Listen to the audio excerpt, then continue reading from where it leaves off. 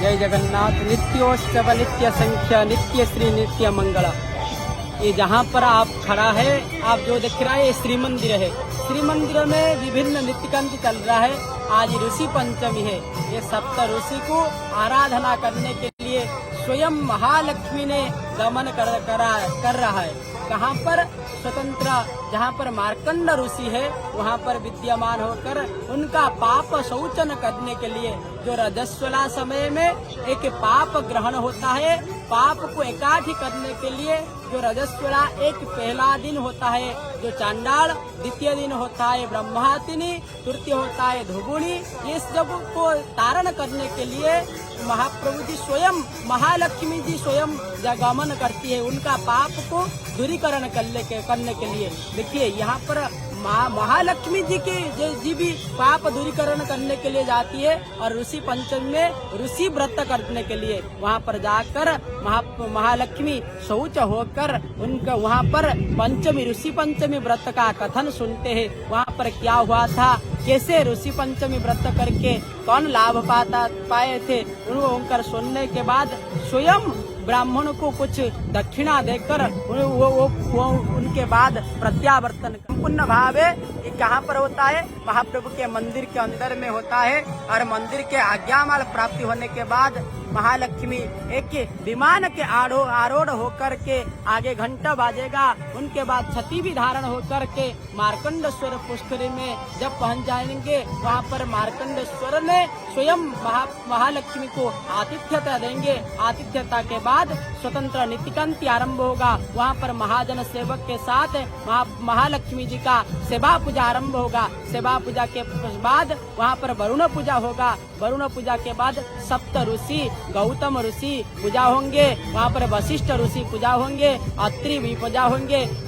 इसी सप्त ऋषि वहाँ पर पूजा होने के बाद वहाँ पर षोडश उपचार से ऋषि को पूजन होगा। ऋषि पूजन के बाद ऋषि पंचमी व्रत का पाठ होगा। पाठ होने के बाद महालक्ष्मी जी का सब कुछ नित्य समाप्ति के बाद वहाँ पर दक्षिणा दे करके पुनः प्रत्यावर्तन करती है महालक्ष्मी। जो एक उपाख्यान है, ये स्वतंत्र उपाख्यान भी है। क्या उपाख्यान? एक ब्राह्मण ने एक राज्य में वास करा था। वो ब्राह्मण एक सुशील नारी को विवाह करने के बाद वो ब्राह्मण ने बड़ा कुटुंब थे। बड़ा कुटुंब के होने के बाद सब आचार व्यवहार से सब कुछ कुटुंब चला रहा था। एक दिन वो उनका जो पत्नी है रजस्वला हो गई। रजस्वला होने के बाद वो कुछ भी स्पर्श करना नहीं। अभी भी जो रजस्वला होता है, जो रजस्वला के दिन 7 दिन कुछ भी छूना मत। ये 5-4 दिन तक वो अशुद्धि होता है। उससे 4 दिन के बाद शुद्ध होकर के सब कुछ कार्य कर सकते।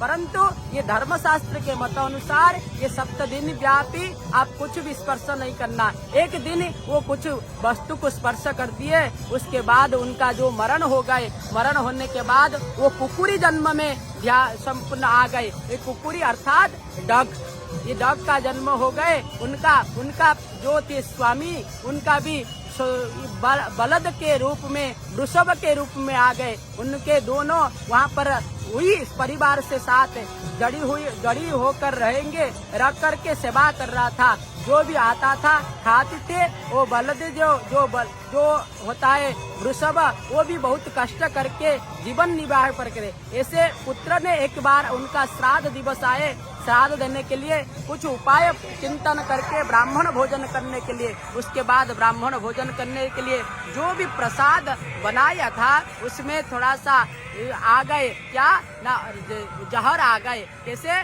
ना सांप ने जहर दे दिया, इसको कुकुर ने, जो डग ने देख लिए। देखने के बाद थोड़ा सा स्पर्श कर दिए। स्पर्श के बाद उनको से ताड़ दिया। ताड़ने के बाद वो वृषभ के पास जाकर सब कुछ कुकुरी ने वृतांत बताए। इस वृतांत को जब पुत्र ने सुनाया, सुनकर बहुत व्यथित हुआ। व्यथित होने के बाद ये ऋषि के पास गए।